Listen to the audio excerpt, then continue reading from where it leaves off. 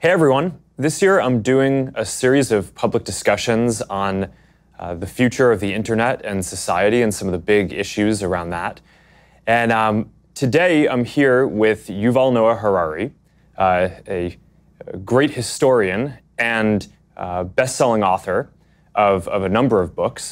His first book, Sapiens, a brief history of humankind, kind of chronicled and did an analysis going from the early days of hunter-gatherer society to now how our civilization is organized. And your next two books, the Homo Deus, A Brief History of Tomorrow, and 21 Lessons for the 21st Century, actually tackle important issues of technology and the future. And that's, I think, a lot of what we'll talk about today. Mm-hmm. But, most historians only tackle and analyze the past. But, but a lot of the work that you've done has had really interesting insights and raised important questions for the future. So I'm really glad to have an opportunity to talk with you today. So Yuval, thank you for joining for this conversation. Yeah, I'm happy to be here. I think that if historians and philosophers cannot engage with the current questions of technology and the future of humanity, then we aren't doing our jobs. And we are not just supposed to chronicle events, centuries ago. All the people that lived in the past are dead. They don't care. The question is what happens to us and to the people in the future. Yeah. All right, so all the questions that you've outlined, where should we start here? I mean, I think one of the big topics that we've talked about is around this dualism around whether, with all of the technology and progress that has been made, are people coming together and are we becoming more unified, is our world becoming more fragmented? Mm-hmm. And so I'm curious to start off by how you're thinking about that. And I mean, that's probably a big area. We could probably spend most of the time on that topic. Yeah, I mean, if you look at the long span of history, then it's obvious that humanity is becoming more and more connected. If thousands of years ago, planet Earth was actually a galaxy of a lot of isolated worlds with almost no connection between them, so gradually people came together and became more and more connected until we reach today when the entire world for the first time is a single historical, economic and cultural unit.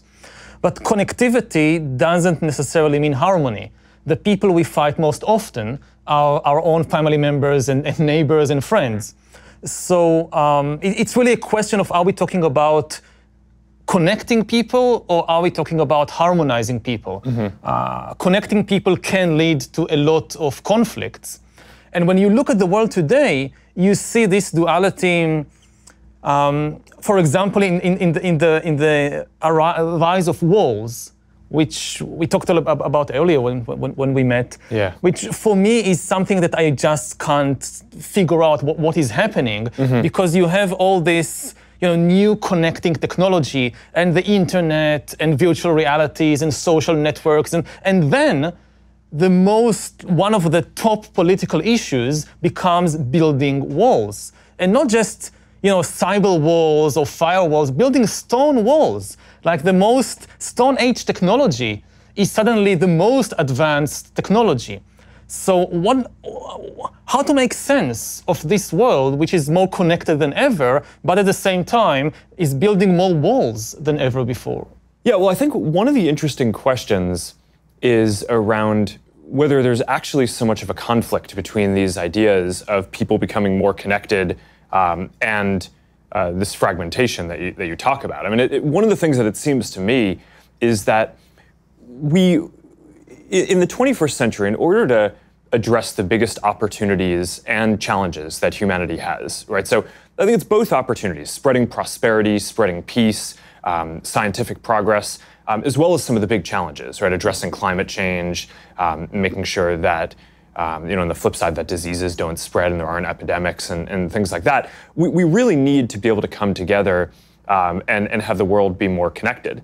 But at the same time, that only works if we as individuals have our economic and social and spiritual needs met.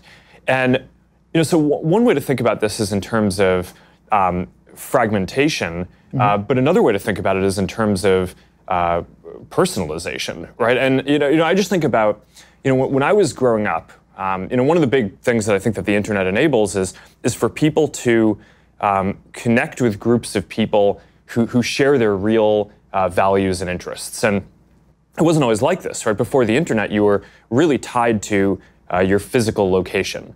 And I just think about how when I was growing up, I grew up in a town of about 10,000 people, and there were only so many different clubs or activities that you could do. So I grew up, like a lot of the other kids, playing Little League baseball.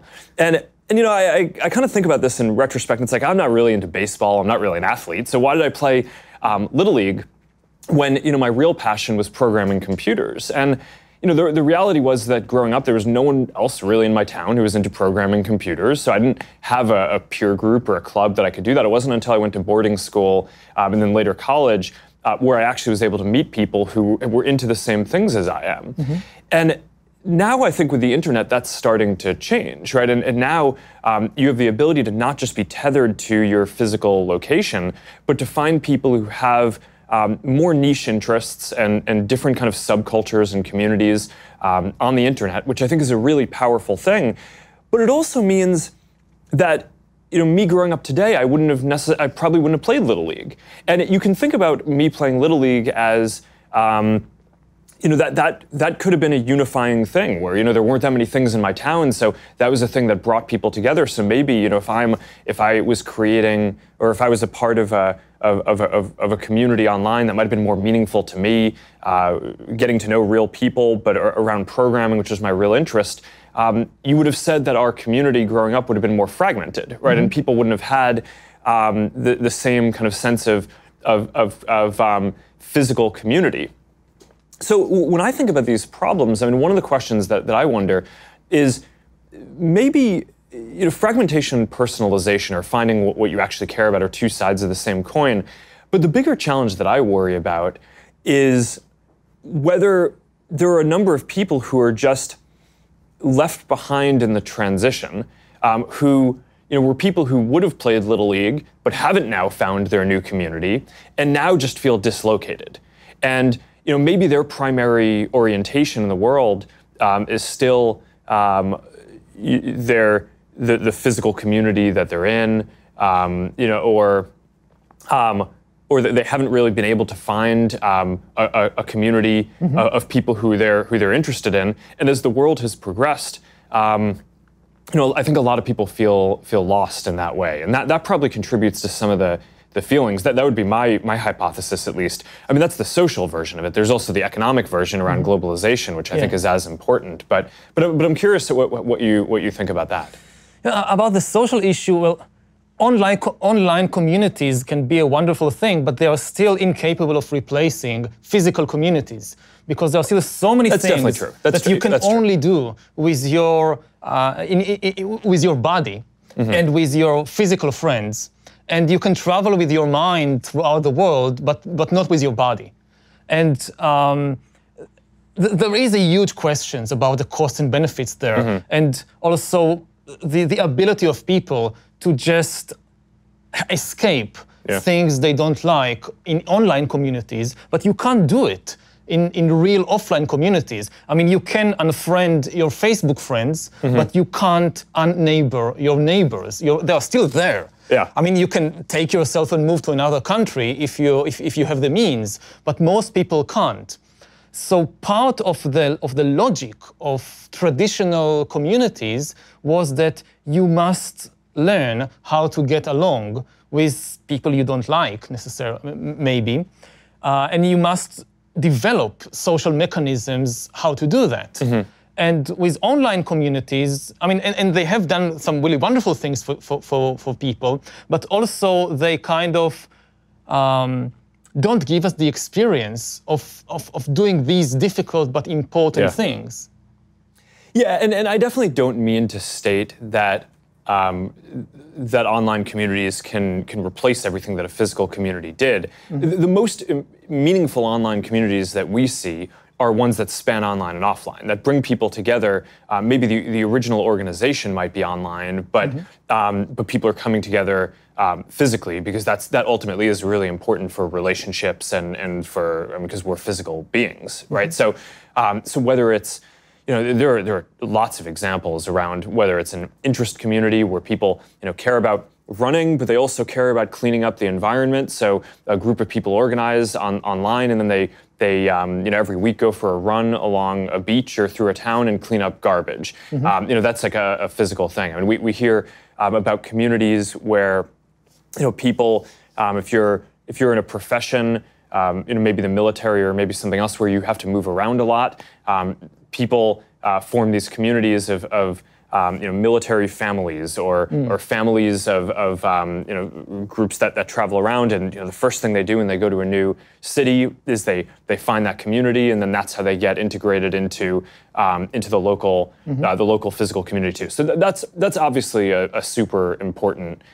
part of this that I don't mean to understate. Yeah, and then the question, the practical question for also a service provider like Facebook is, what is the goal? I mean, are we trying to connect people so ultimately they will leave the screens and go and play football or pick up garbage? Or are we trying to keep them as long as possible on the screens? And there is a conflict of interest there. Yeah. I mean, you could have, one model would be, we want people to stay as little as possible online. We just need them to stay there the shortest time necessary to form the connection, which they will then go and do something in the outside world. Yeah. And that's one of the key questions, I think, about what the internet is doing to people, whether it's connecting them or fragmenting society. Yeah, and I think your point is right. I mean, we've made this big shift in our systems to make sure that they're optimized for meaningful social interactions, which of course the most meaningful interactions that you can have are physical offline interactions. And there's always this question when you're building a service of how you measure the different thing that you're trying to optimize for. So, it's a lot easier for us to measure if people are interacting or messaging online than if you're having a meaningful connection physically.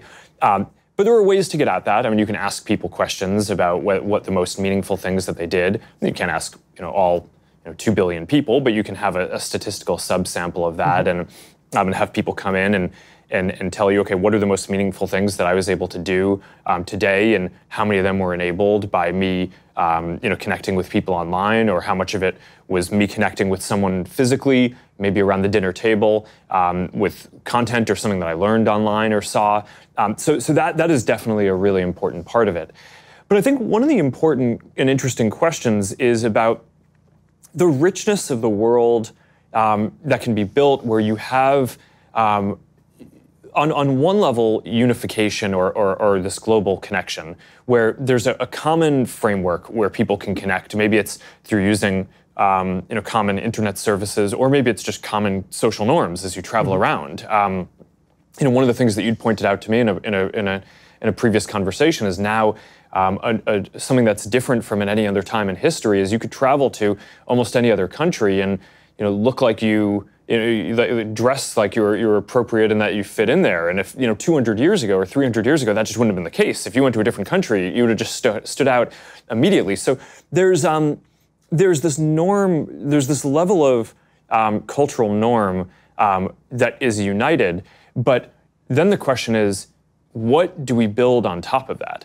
And I think one of the things that a broader kind of set of cultural norms or shared values and framework enables is a richer set of subcultures and subcommunities and people to actually go find the things that they're interested in lots of different communities to be created that wouldn't have existed before. Going back to my story before, it wasn't just my town that had Little League. I think when I was growing up, basically every town had very similar things. There's a Little League in every town, and maybe instead of every town having Little League, there should be Little League should be an option. But if you wanted to do something that not that many people were interested in my case, programming, in other people's case, maybe interest in some part of history or some part of art, that there just may not be another person in your 10,000 person town who share that interest.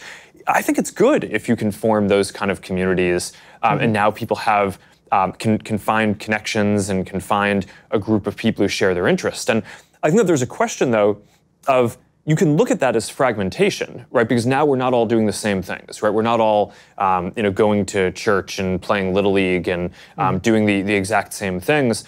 Or you can think about that as richness and depthness in our social lives. And I just think that that's an interesting question: is where you want the commonality across the world and the connection, and where you actually want that commonality to enable deeper richness, even if that means that people are doing different things. And I'm curious if you have a view on that, and where that's positive versus where that creates a lack of social cohesion. Yeah, I mean, I think almost nobody would argue with the benefits of richer social environment in which people have more options to connect around all kinds of things. The key question is, how do you still create enough social cohesion on a level of a country, and increasingly also on the level of the entire globe, in order to tackle our main problems?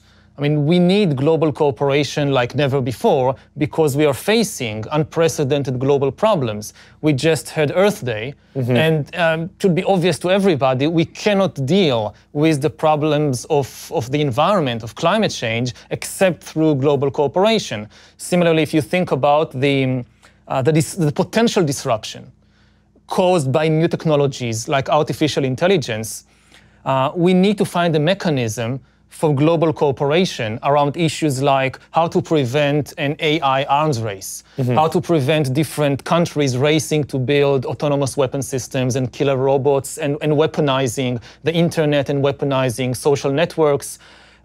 Unless we have global cooperation, we can't stop that, because every country will say, well, we don't want to produce killer robots, it's a bad idea, but we can't allow our rivals to do it before us, so we must do it first. And then you have a race to the bottom. Similarly, if you think about the potential disruptions to the job market and the economy caused by AI and automation, so it's quite obvious that there will be jobs in the future, but will they be evenly distributed between different parts of the world? One of the potential results of the AI revolution could be the concentration of immense wealth in some parts of the world, and the complete bankruptcy of other parts. There will be lots of new jobs for software engineers in California, but there will be maybe no jobs for textile workers and truck drivers in Honduras and Mexico. So what will they do? If we don't find a solution on the global level, like creating a global safety net to protect humans against the shocks of AI, and enabling them to use the opportunities of AI, then we will create the most unequal economic situation that ever existed. It will be much worse even than what happened in the Industrial Revolution, when some countries industrialized, most countries didn't, and the few industrial powers went on to conquer and dominate and exploit all the others. So how do we create enough global cooperation so that the enormous benefits of AI and automation don't go only, say, to California and Eastern China, while the rest of the world is being left far behind? Yeah, I think that's important. So I would unpack that into two sets of issues. One around AI and the future economic and geopolitical issues around that, and let's put that aside for a second, because I actually think we should spend 15 minutes on that. I mean, that's a big set of things. But then the other question is around, how do you create the global cooperation that's necessary to take advantage of the big opportunities that are ahead and to address the big challenges, right? I don't think it's just fighting crises like climate change. I think that there are massive opportunities around global, spreading prosperity, spreading more human rights and freedom. Those are things that come with trade and connection as well. So I think that you want that for the upside. But I guess my my diagnosis at this point, and I'm curious to hear your view on this, is I actually think we've spent a lot of the last 20 years with the internet, maybe even longer, working on global trade, global information flow, making it so that people can connect. I actually think the bigger challenge at this point is making it so that in addition to that global framework that we have, making it so that things work for people locally, right? Because I think that there's this dualism here where you need both, right? If you resort to just kind of local tribalism, then you miss the opportunity to work on the really important global issues. But if you have a global framework, but people feel like it's not working for them at home, or some set of people don't feel like that's not working, then they're not politically going to support the global collaboration that needs to have happen. And I think there's the social version of this, which we talked about a little bit before, where people are now able to find communities that match their interests more, but some people haven't found those communities yet, and are left behind as some of the more physical communities. And some of these communities are quite nasty also, so we shouldn't forget that. Yes, so I think they should be, yes. Although I would argue that people joining kind of extreme communities is largely a result of not having healthier communities and not having healthy economic progress for individuals. I think most people, when they feel good about their lives, they don't seek out extreme communities. So there's a lot of work that I think we, as an internet platform provider, need to do to lock that down even further. But I actually think creating prosperity is probably one of the better ways at a macro level to go at that. But I guess I would maybe just stop there a little. People that feel good about themselves have done some of the most terrible things in human history. I mean, we shouldn't confuse people feeling good about themselves and about their lives with people being benevolent and kind and so forth. And also, they wouldn't say that their ideas are extreme. And we have, so many examples throughout human history, from the Roman Empire to slave trade in the modern age and colonialism, that people, that they had a very good life. They had a very good family life and social life. They were nice people. I mean, I guess, I don't know, most Nazi voters were also nice people. If you meet them for a cup of coffee and you talk about your kids, they are nice people. And they think good things about themselves, and maybe some of them can have very happy lives. And even the ideas that we look back and say, this was terrible, this was extreme, they didn't think so. Again, if you just think about colonialism. But World War II, and that came through a period of intense economic and social disruption after the Industrial Revolution. Let's put aside the extreme example. Let's just think about European colonialism in the 19th century. So people say in Britain, in the late 19th century, they had the best life in the world at the time. And they didn't suffer from an economic crisis or disintegration of society or anything like that. And they thought that by going all over the world and conquering and changing societies in India, in Africa, in Australia, they were bringing lots of good to the world. And I'm just saying that so that we are more careful about not confusing the good feelings people have about their life. It's not just miserable people suffering from poverty and economic crisis. Well, I think that there's a difference between the example that you're using of a wealthy society going and colonizing or doing different things that had different negative effects.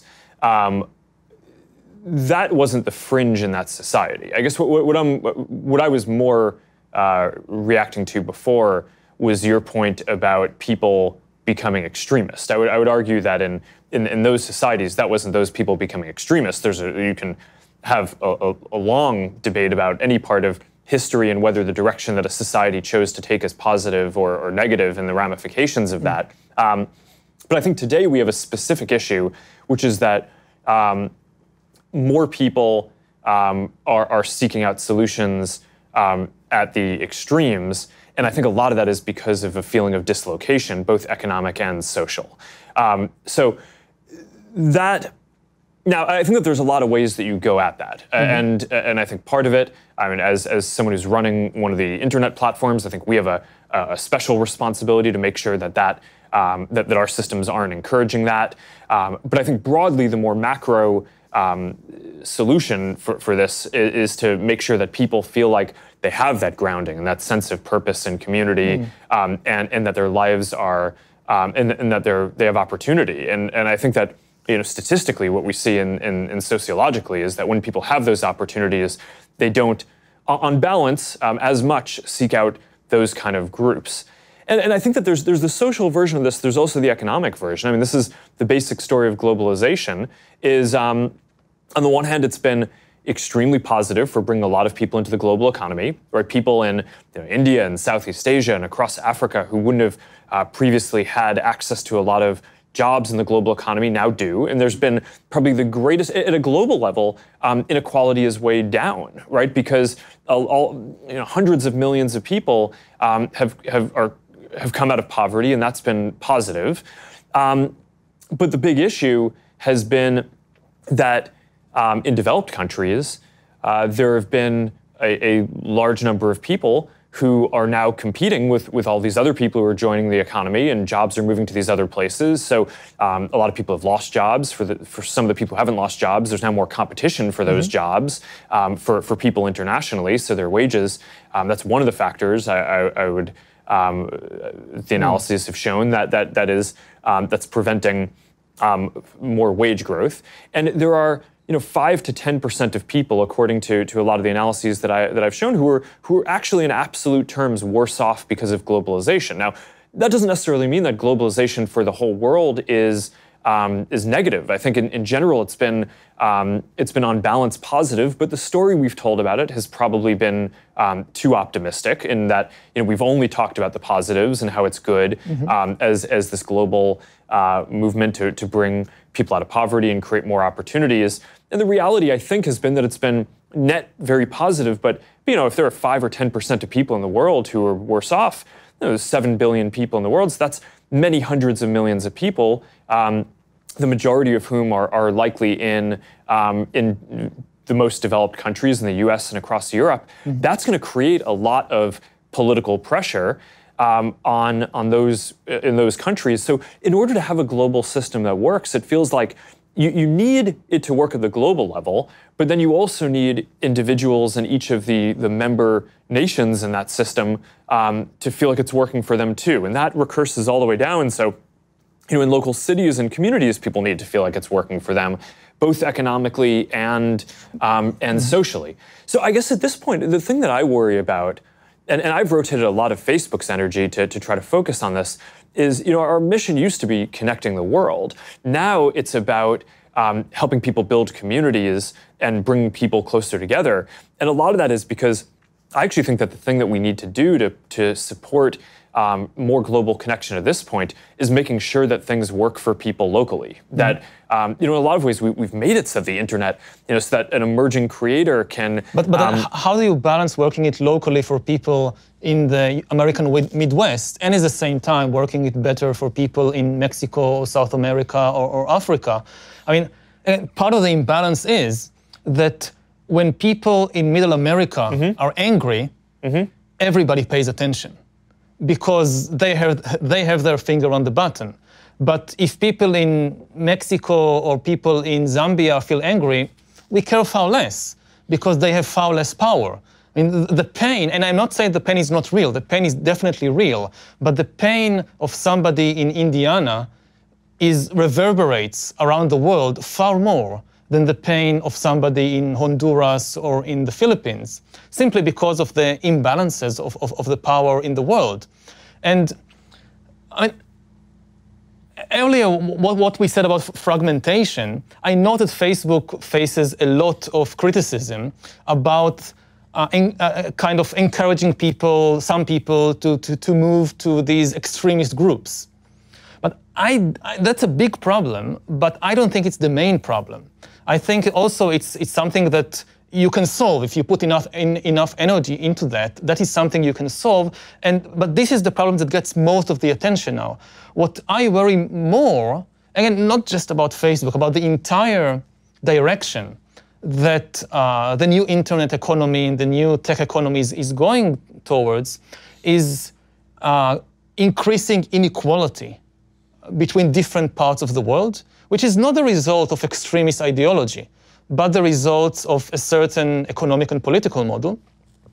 And secondly, undermining human agency and undermining the basic philosophical ideas of democracy and the free market and individualism. These, I would say, my two greatest concerns about the development of technology like AI and machine learning. And this will continue to be a major problem, even if we find solutions to the issue of social extremism in particular groups. Mm-hmm. Yeah, I certainly agree that extremism is I would think about it more as a symptom and a big issue that needs to be worked on. But I think the bigger question is making sure that everyone has a sense of purpose, has a role that they feel matters, and social connections. Because at the end of the day, we're social animals, and I think it's easy in our theoretical thinking to abstract that away. But that's such a fundamental part of who we are. So that's why I focus on that. I don't know, do you want to move over to some of the AI issues? Because I think that's or do you want to stick on this topic for a second? No, I mean, this topic is closely connected to AI. Again, because I think that, one of the disservices that science fiction, and I'm a huge fan of science fiction, but I think it has done some pretty bad things, which is to focus attention on the wrong scenarios and the wrong dangers. That people think, oh, AI is dangerous because the robots are coming to kill us. And this is extremely unlikely, that we'll face a robot rebellion. I'm much more frightened about robots always obeying orders than about robots rebelling against the humans. I think the two main problems with AI, and we can explore this in greater depth, is what I just mentioned. First, increasing inequality between different parts of the world, because you'll have some countries which lead and dominate the new AI economy, and this is such a huge advantage that it kind of trumps everything else. And we will see, I mean, if we had the Industrial Revolution creating this huge gap between a few industrial powers and everybody else, and then it took 150 years to close the gap. And over the last few decades, the gap has been closed or closing, as more and more countries which were far behind are catching up. Now the gap may reopen and be much worse than ever before because of the rise of AI and because AI is likely to be dominated by just a small number of countries. So that's one issue, AI and inequality. And the other issue is AI and human agency, or even the meaning of human life. What happens when AI is mature enough and you have enough data to basically hack human beings, and you have an AI that knows me better than I know myself and can make decisions for me, predict my choices, manipulate my choices, and authority increasingly shifts from humans to algorithms. So not only decisions about which movie to see, but even decisions like which community to join, who to befriend, whom to marry. We increasingly rely on the recommendations of the AI, and what does it do to human life and human agency? So these I would say the two most important issues of AI inequality and AI and human agency. Yeah. And I think both of them get down to a similar question around values, right? And who's building this, and what are the values that are encoded, and how does that end up playing out? Yeah, I tend to think that in a lot of the conversations around AI, we almost personify AI, right? Your point around killer robots or something like that. But I actually think AI is very connected to the general tech sector, right? So almost every technology product and increasingly a lot of not what you call technology products are made better in some way by AI. So it's not like AI is a monolithic thing that you build. It powers a lot of products. So it's a lot of economic progress and can get towards some of the distribution of opportunity questions that you're raising. But it also is fundamentally interconnected with these really socially important questions around data and privacy and how we want our data to be used and what are the policies around that and what are the global frameworks. And so one of the big questions that, so I tend to agree with a lot of the questions that you're raising, which is that a lot of the countries that have the ability to invest in future technology, of which AI and data and future internet technologies are certainly an important area, are doing that because it will give their local companies an advantage in the future, right? And to be the ones that are exporting services around the world. I tend to think that right now, the United States has a major advantage that a lot of the global technology platforms are made here, and certainly a lot of the values that are encoded in that are shaped largely by American values. They're not only. I mean, speaking for Facebook, I mean, we serve people around the world and we take that very seriously. But certainly ideas like giving everyone a voice, that's something that is probably very shaped by the American ideas around free speech and strong adherence to that. So I think culturally and economically, there's an advantage for countries to develop, to kind of push forward the state of the field and have the companies that in the next generation are the strongest companies in that. So certainly you see different countries trying to do that, and this is very tied up in not just economic prosperity and inequality, do they have but a also, real chance? I mean, does a country like Honduras, Ukraine, Yemen has any real chance of joining the AI race, or are they are already out? I mean, it's not going to happen in Yemen. It's not going to happen in Honduras. And then what happens to them in 20 years or 50 years? Some of this gets down to the values around how it's developed, though. What is, I think that there are certain advantages that countries with larger populations have, because you can get to critical mass in terms of universities and industry and investment and things like that. But one of the values that we here, right, both at Facebook and I think generally in the academic system of trying to do research, hold is that you do open research, right? So a lot of the work that's getting invested into into these advances, in theory, if this works well, should be more open. So then you can have an entrepreneur in one of these countries that you're talking about, which maybe isn't a whole industry-wide thing, and certainly I think you'd bet against sitting here today that in the future all of the AI companies are going to be in a given small country. But I don't think it's far-fetched to believe that there will be an entrepreneur in some place who can use Amazon Web Services to spin up instances for compute, who can hire people across the world in a globalized economy, and can leverage research that has been done in the US or across Europe or in different open academic institutions or companies that increasingly are publishing their work that are pushing the state-of-the-art forward on that. So I think that there's this big question about what we want the future to look like. And part of the way that I think we want the future to look is we want it to be open. We want the research to be open. I think we want the internet to be a platform. And this gets back to your unification point versus fragmentation. One of the big risks, I think, for the future is that the internet policy in each country ends up looking different and ends up being fragmented. And if that's the case, then I think the entrepreneur in the countries that you're talking about in Honduras probably doesn't have as big of a chance if they can't leverage all the advances that are happening everywhere. But if the internet stays one thing and the research stays open, then I think that they have a much better shot.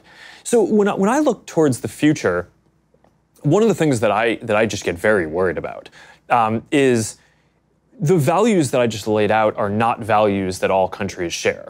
And when you get into some of the more authoritarian countries and their data policies, they're very different from the kind of regulatory frameworks that that across Europe and across a lot of other people are talking about or have put into place. And you know, just to put a finer point on it, and recently I've come out and I've been very vocal that I think that more countries should adopt a privacy framework like GDPR in Europe.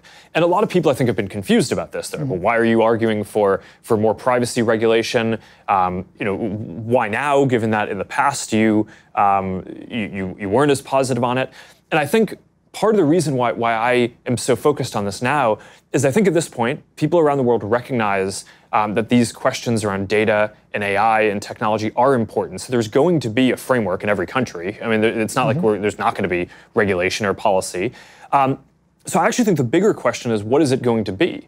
And the most likely alternative to each country adopting something that encodes the freedoms and rights of something like GDPR, in my mind, the most likely alternative is the authoritarian model, which is currently being spread, which says, you know, as every company needs to store everyone's data locally in data centers, and you know, if I'm a government, I should be able to, you know, go send my military there and be able to access whatever data I want, and be able to take that for surveillance or military or helping, you know, local military industrial companies.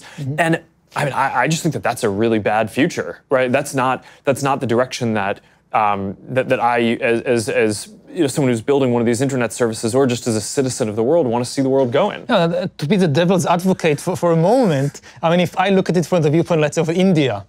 So I listened to the American president saying America first, and I'm a nationalist, I'm not a globalist, I care about the interests of America, and I wonder, is it safe to store the data about Indian citizens in the US and not in India, when they're openly saying they care only about themselves?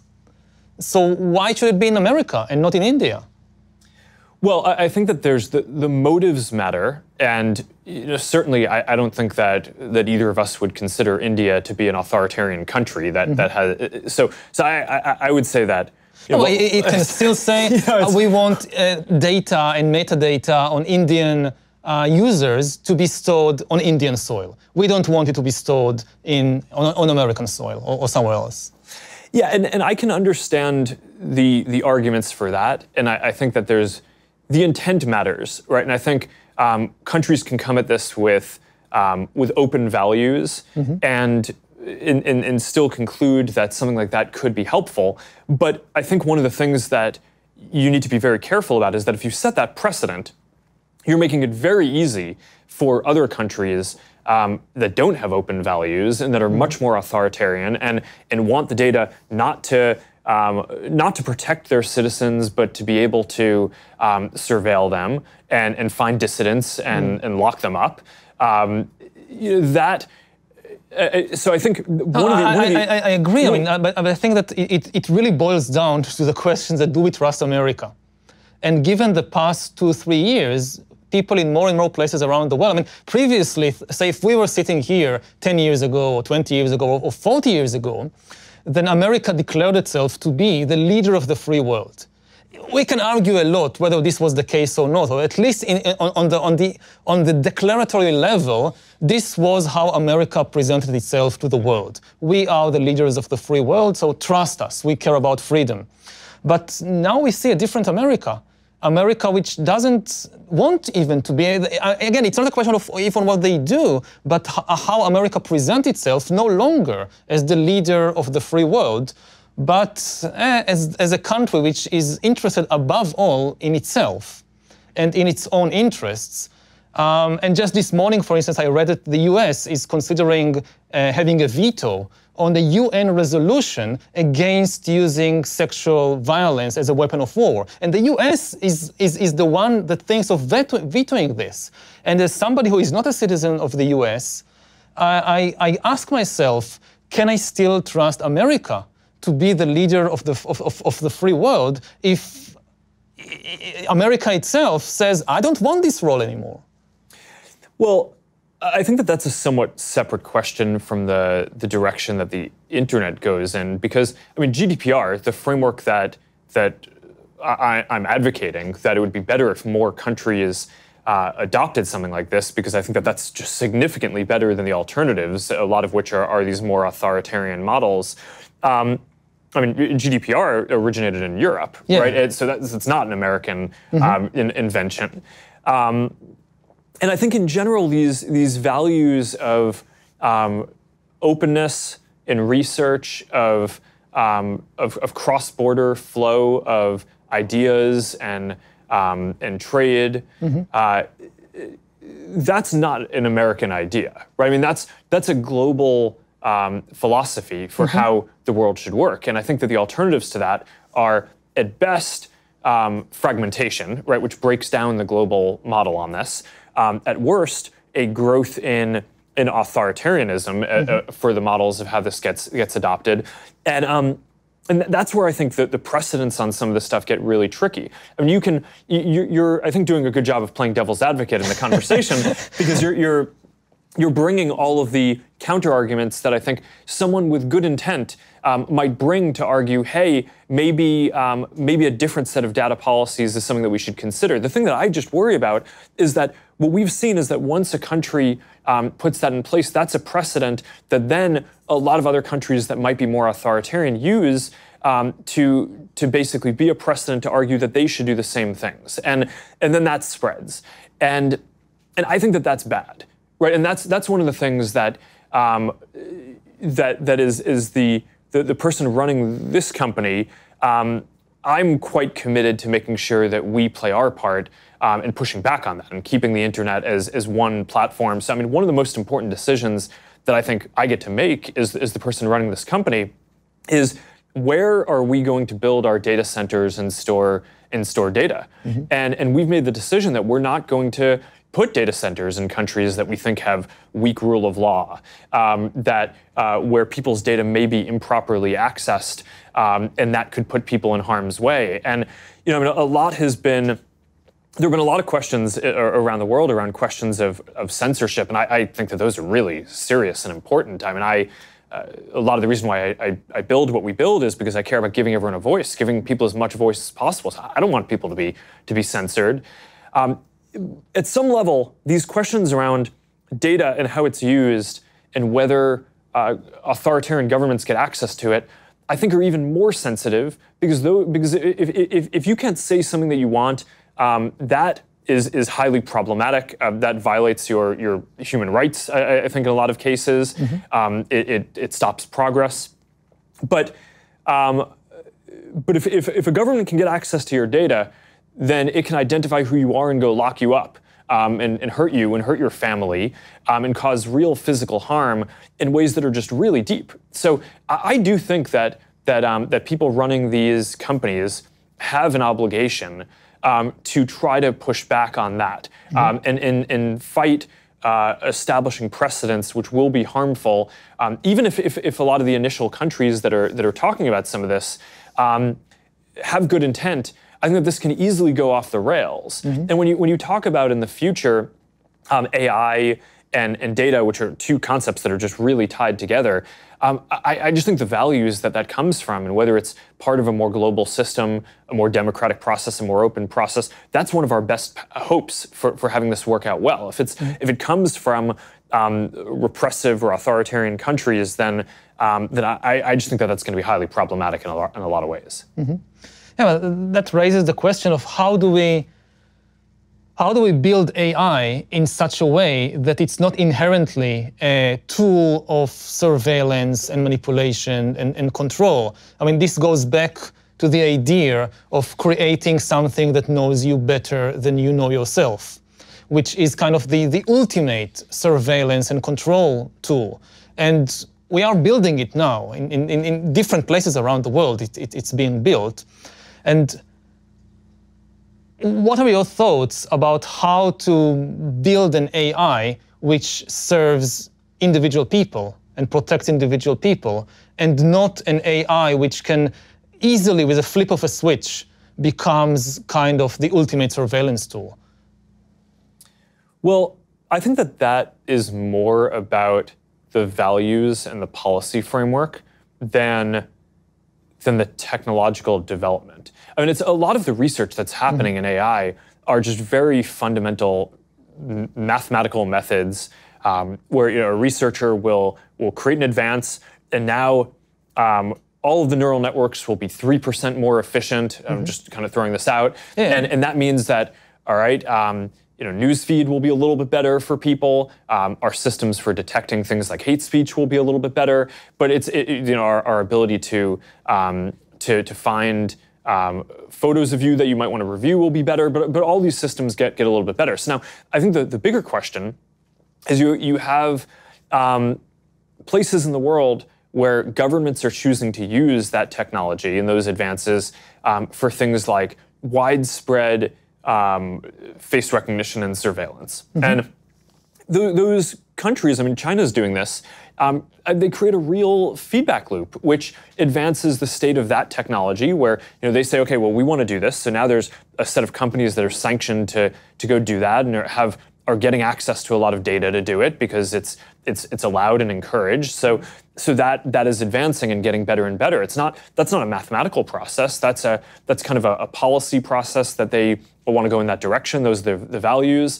and it's an economic process of the feedback loop and development of those things compared to in countries that might say, hey, that kind of surveillance isn't what we want.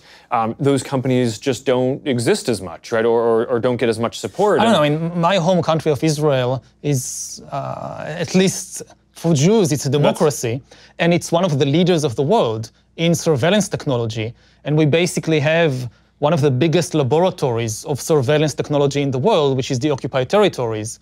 And exactly these kinds of systems are being developed there and exported all over the world. So given my personal experience back home, again, I don't necessarily trust that just because a society in its own inner workings is, say, democratic, that it will not develop and spread these kinds of technologies. Yeah, I agree. It's not clear that a democratic process alone solves it, but I do think that it is mostly a policy question, right? A government can quite easily make the decision that they don't want to support that kind of surveillance, and then the companies that they would be working with to support that kind of surveillance would be out of business, and then, or at the very least, have much less economic incentive to continue that technological progress. So that dimension of the growth of the technology gets stunted compared to others, and that's generally the process that I think you want to follow broadly, right? Technological advance isn't by itself good or bad. I think it's the job of the people who are shepherding it, building it, and making policies around it to have policies and make sure that their effort goes towards amplifying the good and mitigating the negative use cases. And that's how I think you end up bending these industries and these technologies to be things that are positive for humanity overall. And I think that's a normal process that happens with most technologies that get built. But I think what we're seeing in some of these places is not the natural mitigation of negative uses. In some cases, the economic feedback loop is pushing those things forward, but I don't think it has to be that way. But I think that that's not as much a technological decision as it is a policy decision. I fully agree, but I mean, every technology can be used in different ways, for good or for bad. You can use the radio to broadcast music to people, and you can use the radio to broadcast Hitler giving a speech to millions of Germans. The radio doesn't care. The radio just carries whatever you put in it. So yeah, it is a policy decision, but then it just raises the question, how do we make sure that the policies are the right policies in a world when it is becoming more and more easy to manipulate and control people on a massive scale like never before? I mean, the new technology, it's not just that we invented technology and then we have good democratic countries and bad authoritarian countries, and the question is, what will they do with the technology? The technology itself could change the balance of power between democratic and totalitarian systems. Yeah. And I fear that the new technologies are giving an inherent advantage, not necessarily overwhelming, but they do tend to give an inherent advantage to totalitarian regimes, because the biggest problem of totalitarian regimes in the 20th century, which eventually led to their downfall, is that they couldn't process the information efficiently enough. If you think about the Soviet Union, so you have this model, an information processing model, which basically says we take all the information from the entire country, move it to one place, to Moscow, there it gets processed, decisions are made in one place, and transmitted back as commands. This was the Soviet model of information processing. And versus the American version, which was, no, we don't have a single center. We have a lot of organizations and a lot of individuals and businesses, and they can make their own decisions. In the Soviet Union, there is somebody in Moscow. If I live in some small farm or kolkhoz in Ukraine, there is somebody in Moscow who tells me how many radishes to grow this year, because they know. And in America, I decide for myself with, I get signals from the market and I decide. And the Soviet model just didn't work well because of the difficulty of processing so much information quickly with 1950s technology. And this is one of the main reasons why the Soviet Union lost the Cold War to the United States. But with the new technology, it might become, it's not certain, but one of my fears is that the new technology suddenly makes central information processing far more efficient than ever before, and far more efficient than distributed data processing. Because the more data you have in one place, the better your algorithms, and so on and so forth. And this kind of tilts the balance between totalitarianism and democracy in favor of totalitarianism.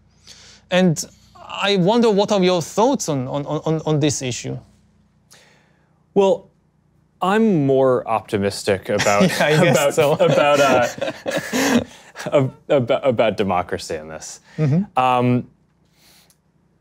I think the way that the democratic process needs to work is people start talking about these problems, and then even if it seems like it starts slowly in terms of people caring about data issues and technology policy, because it's a lot harder to get everyone to care about it than it is just a small number of decision makers. So I think that the history of democracy versus more totalitarian systems is, it always seems like the totalitarian systems are going to be more efficient and the democracies are just going to get left behind. But smart people, people start discussing these issues and caring about them. And I do think we see that people do now care much more about their own privacy, about data issues, about the technology industry. People are becoming more sophisticated about this. They realize that that having a lot of your data stored can both be an asset because it can help provide a lot of benefits and services to you, but increasingly maybe it's also a liability because there are hackers and nation states who might be able to break in and use that data against you or exploit it or reveal it. So maybe people don't want their data to be stored forever. Maybe they want it to be reduced in permanence. Maybe they want it all to be end-to-end encrypted as much as possible in their private communications. People really care about this stuff in a way that they didn't before. And that's certainly over the last several years, that's grown a lot. So I think that conversation is the normal democratic process. And I think what's going to end up happening is that by the time you get people broadly aware of the issues and on board, that is just a much more powerful approach, where then you do have people in a decentralized system who are capable of making decisions, who are smart, who I think will generally always do it better than too centralized of an approach. And here is, again, a place where I worry that personifying AI and saying AI is a thing, right? That an institution will develop, and it's almost like a sentient being. I think mischaracterizes what it actually is, right? It's a set of methods that make everything better, let me retract that. That's way too broad. It's a lot of technological processes more efficient, and I think that's. But that's the worry. It makes that's not just for centralized folks, right? It's, I mean, in our context, so we build our business is this ad platform, and a lot of the way that can be used now is we have 90 million small businesses that use our tools. And now, because of this access to technology, they have access to the same tools to do advertising and marketing and reach new customers and grow jobs that previously only the big companies would have had. And that's a big advance, and that's a massive decentralization. When people talk about our company and the internet platforms overall, they talk about how there's a small number of companies that are big, and that's true. But the flip side of it is that now there are billions of people around the world who have a voice, that they can share information more broadly, and that's actually a massive decentralization in power, and kind of returning power to people. Similarly, people have access to more information, have access to more commerce. That's all positive. So I don't know. I'm an optimist on this. I think we have real work cut out for us, and I think that the challenges that you raise are the right ones to be thinking about, because if we get it wrong, that's the way in which I think it will go wrong. But I don't know. I think that the historical precedent would say that at all points, where there was the competition between the US and Japan in the 80s and the 70s, or the Cold War before that, or different other times, people always thought that the democratic model, which is slow to mobilize, but very strong once it does, and once people get bought into a direction and understand the issue, I do think that will continue to be the best way to spread prosperity around the world and make progress in a way that meets people's needs. And that's why, when we're talking about internet policy, when you're talking about economic policy, I think spreading regulatory frameworks that encode those values, I think is one of the most important things that we can do. But it starts with raising the issues that you are and having people be aware of the potential problems. Yeah, I agree that in the last few decades, it was the case that open democratic systems were better and more efficient. And this, again, one of my fears is that it might have made us a bit complacent, because we assume that this is kind of a law of nature, that distributed systems are always better and more efficient than centralized systems. And we grew up in a world in which there was kind of this, to do the good thing morally was also to do the efficient thing economically and politically. And a lot of countries liberalized their economy, their society, their politics over the last 50 years, more because they were convinced of the efficiency argument than of the deep moral argument. And what happens if efficiency and morality suddenly split? Which have happened before in history. I mean, the last 50 years are not representative of the whole of history. We had many cases before in human history in which repressive, centralized systems were more efficient, and therefore you got these repressive empires. And there is no law of nature which says that this cannot happen again. And again, my fear is that the new technology might tilt that balance.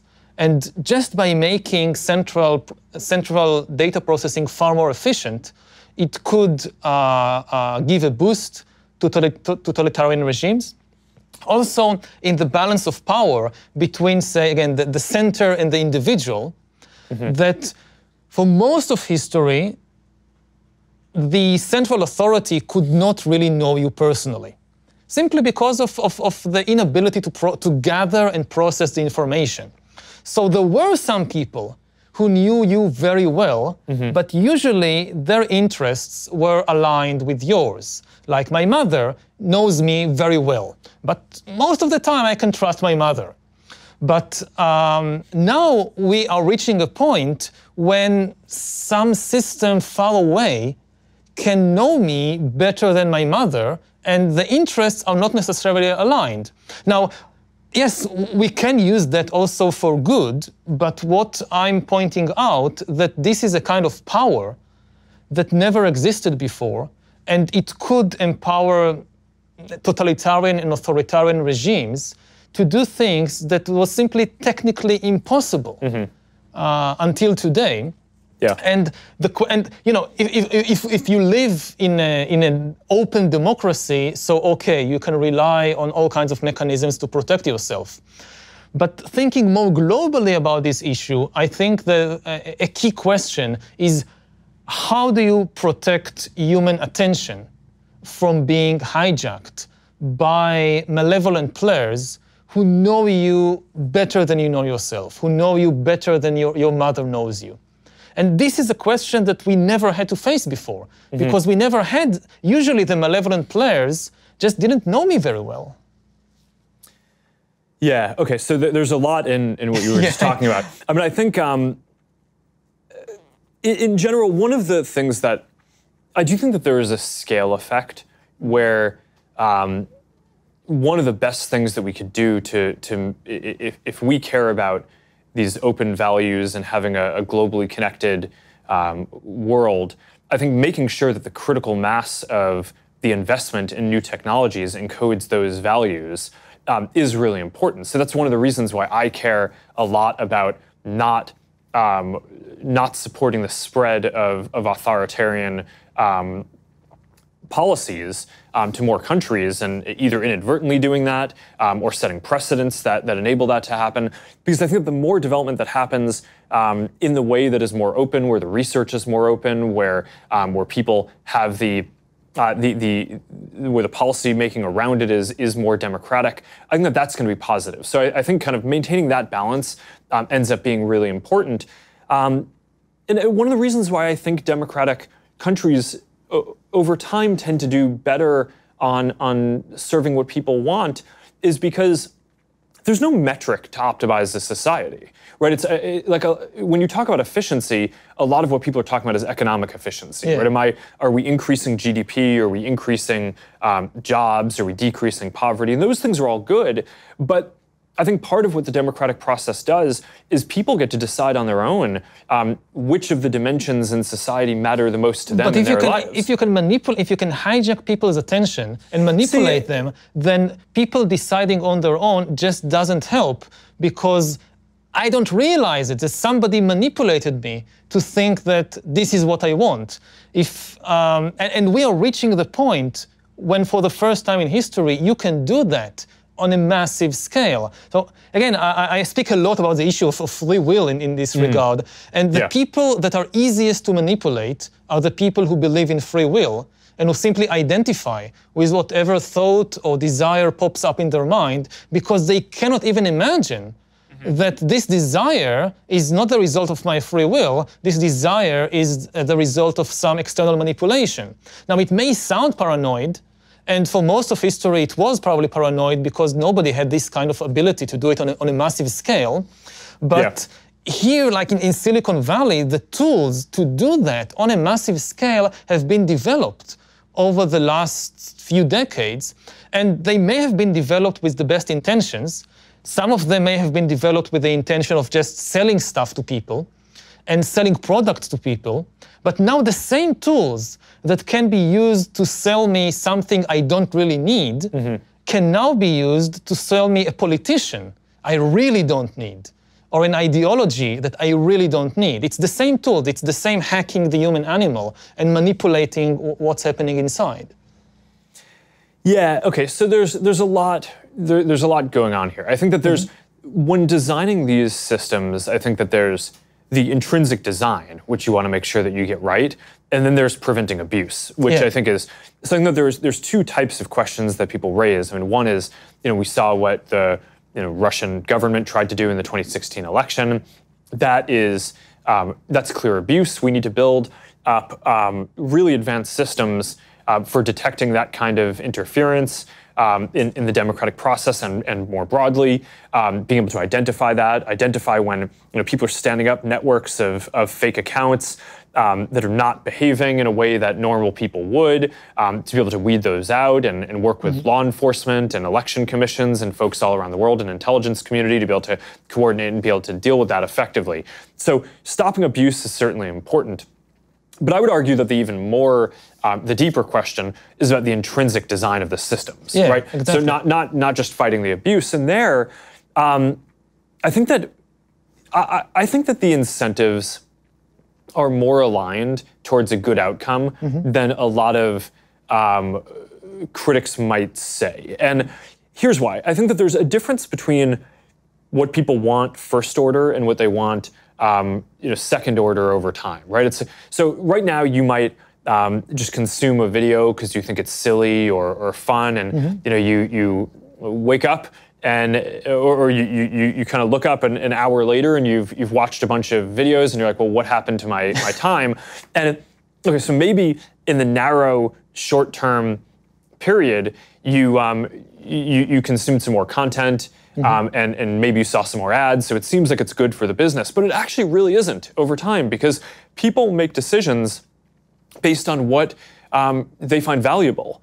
And what we find, at least in our work, is that what people really want to do is connect with other people, right? It's not just passively consume content. So we've had to find and constantly adjust our systems over time to make sure that we're rebalancing it, so that way you're interacting with people. So that way we make sure that we don't just measure systems in the signals in the system, like what are you clicking on, because that that could get you into a bad local optimum.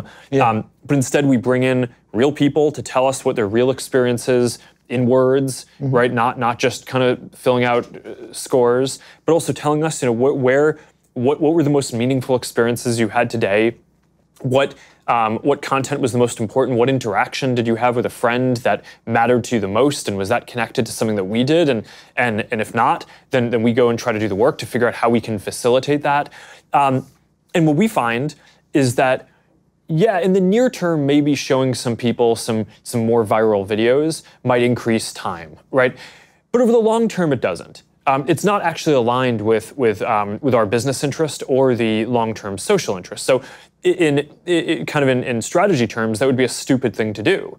And now I think a lot of people think that businesses are just very short-term oriented, and that we only care about, people think that businesses only care about the next quarter profit. But I think that most businesses that get run well, that's just not the case. And I think last year on one of our earnings calls, I told investors that we'd actually reduce the amount of video watching that quarter by 50 million hours a day, because we wanted to take down the amount of viral videos that people were seeing, because we thought that was displacing more meaningful interactions that people were having with other people, which in the near term might have a short-term impact on the business for that quarter, but over the long term would be more positive, both for how people feel about the products and for the business. And one of the patterns that I think has actually been quite inspiring or a cause of optimism in running a business is that oftentimes you make decisions that you think are going to pay off long down the road, right? So you think, okay, I'm doing the right thing long term, but it's going to hurt for a while. And I almost always find that the long term comes sooner than you think. And that when you make these decisions that they're maybe taking some pain in the near term in order to get to what will be a better case down the line, that better case, maybe you think it'll take 5 years, but actually it ends up coming in a year, right? And I think people at some deep level know when something is good, and I guess this gets back to the democratic values, because at some level I trust that people have a sense of what they actually care about, and it may be that if we were showing more viral videos, maybe that would be better than the alternatives that they have to do right now, right? I mean, maybe that's better than what's on TV, because at least they're personalized videos. Maybe it's better than YouTube if we have better content, or whatever the reason is.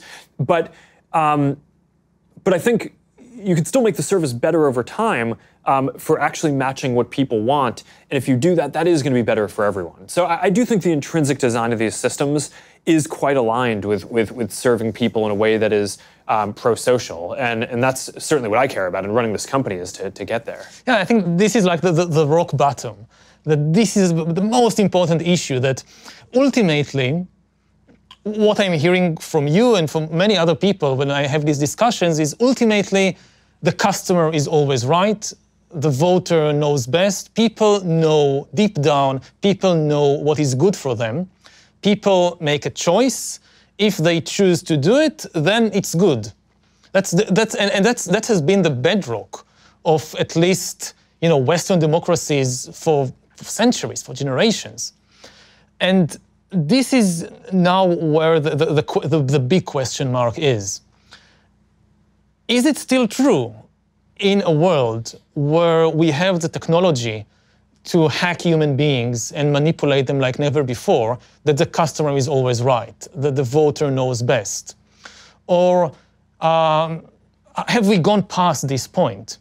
And we can know, the simple ultimate answer that, well, this is what people want and they know what's good for them, maybe it's no longer the case. Well,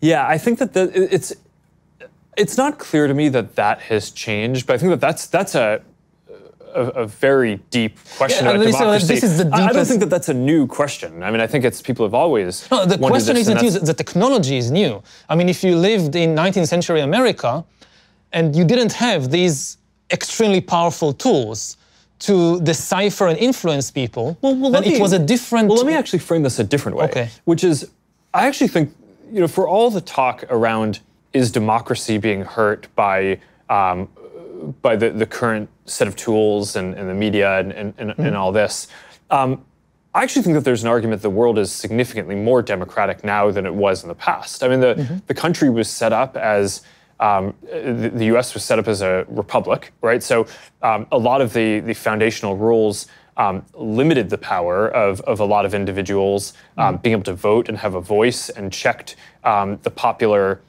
will at a lot of different stages, everything from the way that laws get written by Congress, right, and not by people, to everything to the Electoral College, and which a lot of people think today is undemocratic, but it was put in place because of a set of values that a democratic republic would be better. I actually think what has happened today is that increasingly more people are enfranchised and more people have a voice. More people are getting the vote, but increasingly people have a voice, more people have access to information.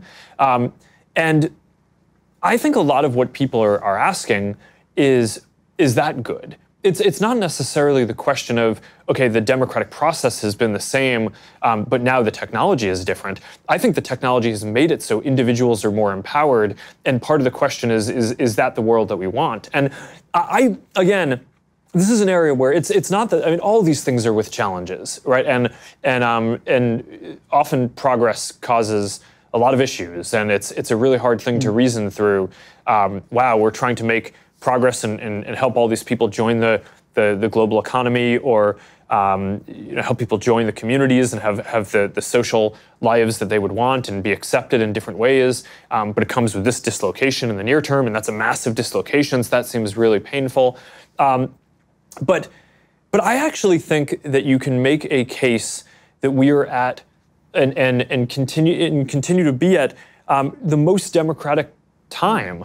And I think that overall, in the history of our country at least, when we've gotten more people to have the vote, and we've gotten more representation, and we've made it so people have access to more information, and more people can share their experiences, I do think that that's made the country stronger and has helped progress. And it's not that this stuff is without issues. It has massive issues, but that's at least the pattern that I see, and why I'm optimistic about a lot of the work. I agree that more people have more voice than ever before, both in the US and globally.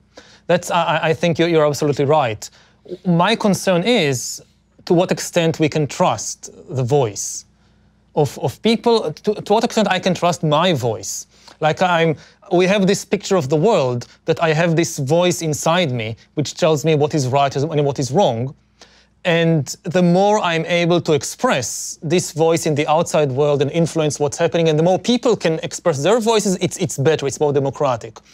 But what happens if at the same time that more people can express their voices, it's also easier to manipulate your inner voice? To what extent you can really trust that the thought that just popped up in your mind is the result of some free will and not the result of an extremely powerful algorithm that understands what's happening inside you and knows how to push the buttons and press the levers and is serving some external entity, and it has planted this thought or this desire that you now express. So it's two different issues of giving people voice and trusting. And again, I'm not saying I know everything, but all these people that now join the conversation, we cannot trust their voices. I'm asking this about myself, to what extent I can trust my own inner voice. And I spend 2 hours meditating every day. And I go on these long meditation retreats. And my main takeaway from that is it's craziness inside there. And it's so complicated. And the simple, naive belief that the thought that pops up in my mind, this is my free will, this was never the case. But if, say, 1,000 years ago, the battles inside were mostly between, neurons and biochemicals and childhood memories and all that, increasingly, you have external actors going under your skin and into your brain and into your mind. And how do I trust that my amygdala is not a Russian agent now? How do I know? The more we understand about the extremely complex world inside us, the less easy it is to simply trust what this inner voice is saying. Yeah, I understand the point that you're making. As one of the people who's running a company that develops ranking systems to try to help show people content that's going to be interested to them, there's a dissonance between the way that you're explaining what you think is possible and what I see as a practitioner building this. I think you can build systems that can get good at a very specific thing, right? At helping to understand which of your friends you care the most about so you can rank their content higher in newsfeed. But the idea that there's some kind of generalized AI that's a monolithic thing that understands all dimensions of who you are in a way that's deeper than you do, I think doesn't exist and is probably quite far off from existing. So there's certainly abuse of the systems that I think needs to be, that I think is more of a policy and values question, which is, on Facebook, you're supposed to be your real identity. So if you have, to use your example, Russian agents or folks from the government, the IRA, who are posing as someone else and saying something, and you see that content, but you think it's coming from someone else, then that's not an algorithm issue. I mean, that's someone abusing the system and taking advantage of the fact that you trust that on this platform, someone is generally going to be who they say they are. So you can trust that the information is coming from someplace and kind of slipping in the back door that way. And that's the thing that we certainly need to go fight. But I don't know, as a broad matter, I do think that there's this question of to what degree are the systems, and this kind of brings it full circle to where we started on is it fragmentation or is it personalization? Is the content that you see, if it resonates, is that because it actually just more matches your interests, or is it because you're being incepted and convinced of something that you don't actually believe and is dissonant with your interests and your beliefs? And certainly all the psychological research that I've seen and the experience that we've had is that when people see things that don't match what they believe, they just ignore it, right? So certainly there can be an evolution that happens where a system shows information that you're going to be interested in, and if that's not managed well, that has the risk of pushing you down a path towards adopting a more extreme position or evolving the way you think about it over time. But I think most of the content, it resonates with people because it resonates with their lived experience, and to the extent that people are abusing that, and either trying to represent that they're someone who they're not, or trying to take advantage of a bug in human psychology where we might be more prone to an extremist idea. That's our job in either policing the platform, working with governments and different agencies, and making sure that we design our systems and our recommendation systems to not be promoting things that people might engage with in the near term, but over the long term will regret and resent us for having done that. And I think it's in our interest to get that right. And for a while, I think we didn't understand the depth of some of the problems and challenges that we face there. And there's certainly still a lot more to do. And when you're up against nation states, I mean, they're very sophisticated, so they're going to keep on evolving their tactics. But the thing that I think is really important is that the fundamental design of the systems, I do think, in our incentives are aligned with helping people connect with the people they want, have meaningful interactions, not just getting people to watch a bunch of content that they're going to resent later that they did that, and certainly not making people have more extreme or negative viewpoints than what they actually believe. So maybe I can try and summarize my view in that. We have two distinct dangers coming out of the same technological tools. We have the easier danger to grasp, which is of extreme totalitarian regimes of a kind we haven't seen before. And this could happen in different countries, maybe not in the US, but in other countries, that these tools, you say that these are abuses. But in some countries, this could become the norm, that you are living from the moment you are born in this system that constantly monitors and surveils you and constantly kind of manipulates you from a very early age to adopt particular ideas, views, habits, so forth, in a way which was never possible before. And this is like the full-fledged totalitarian dystopia, which could be so effective that people would not even resent it because they will be completely aligned with the values or the ideals of the system. It's not 1984 where you need to torture people all the time. No, if you have agents inside their brain, you don't need the external secret police. So that's one danger. It's like the full-fledged totalitarianism. Then in places like the US, the more immediate danger or problem to think about is what is increasingly people refer to as surveillance capitalism, that you have these systems that constantly interact with you and come to know you, and it's all supposedly in your best interests to give you better recommendations and better advice. So it starts with recommendation for which movie to watch and where to go on vacation. But as the system becomes better, it gives you a recommendation on what to study at college, where to work, ultimately whom to marry, who to vote for, which religion to join, like join a community. Like you have all these religious communities, this is the best religion for you. For your type of personality, Judaism, nah, it won't work for you, go with Zen Buddhism. It's a much better fit for your personality. You would thank us. In 5 years, you would look back and you say, this was an amazing recommendation, thank you. I so much enjoy Zen Buddhism. And again, people will feel that this is aligned with their own best interests. And the system improves over time. Yeah, there will be glitches. Not everybody will be happy all the time.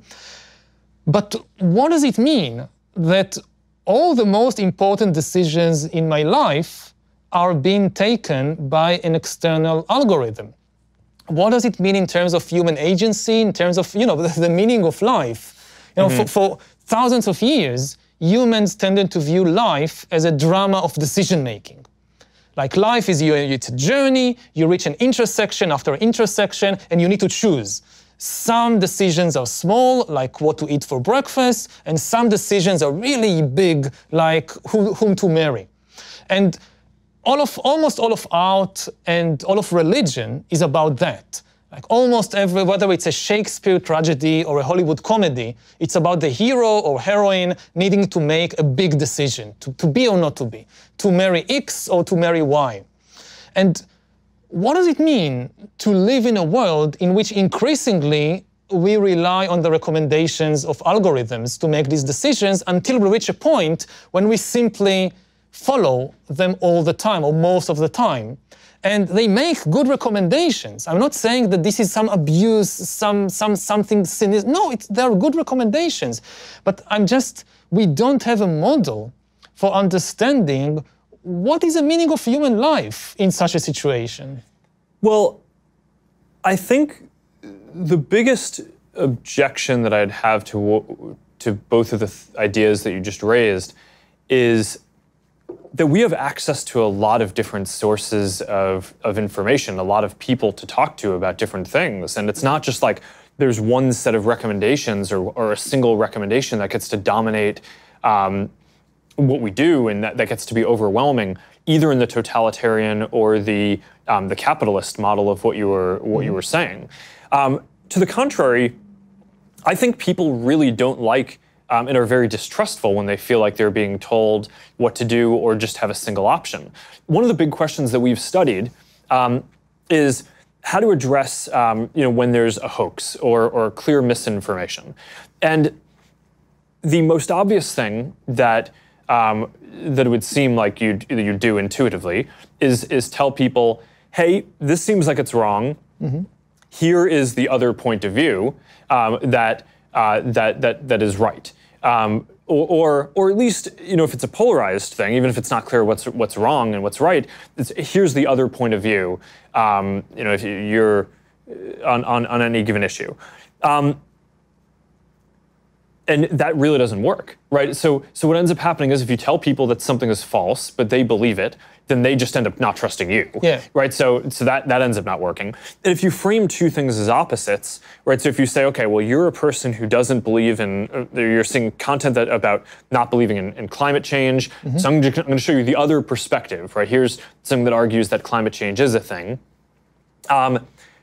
That actually just entrenches you further, mm-hmm. Because it's, okay, someone's trying to kind of control. Yeah, okay, so what ends up working, right, sociologically and psychologically, the thing that ends up actually being effective is giving people a range of choices. So if you show not here's the other opinion and with a judgment on the piece of content that a person engaged with, but instead you show a series of related articles, right, or content, then people can kind of work out for themselves, hey, here's the range of different opinions or things that exist on this topic. And maybe I lean in one direction or the other, but I'm kind of going to work out for myself where I want to be. Most people don't choose the most extreme thing. And people end up feeling like they're informed and can make a good decision. Mm-hmm. So at the end of the day, I think that's the architecture and the responsibility that we have, is to make sure that the work that we're doing gives people more choices, that it's not a single opinion that can kind of dominate anyone's thinking, mm-hmm. But where you can connect to hundreds of different friends, and even if most of your friends share your religion or your political ideology, you're probably going to have 5 or 10% of friends who come from a different background, who have different ideas, and at least that's getting in as well. So you're getting a broader range of views. Mm-hmm. So I think that these are really important questions, and it's not like there's an answer that is going to fully solve it one way or another. Definitely not. But I think these are the right things to talk through. We've been going for 90 minutes, so we probably should wrap up. But I think we have a lot of material to cover in the next one of these that hopefully we'll get to do at some point in the future. And thank you so much for coming and joining and doing this. This has been a really interesting series of important topics to discuss. Yeah, so thank you for hosting me, and for being open about these very difficult questions, which I know that you being the head of a global corporation, I can just sit here and speak whatever I want, but you have many more responsibilities on your head. So I appreciate that kind of you putting yourself on the firing line and dealing with these questions. Thanks. All right. Thank you. Yeah.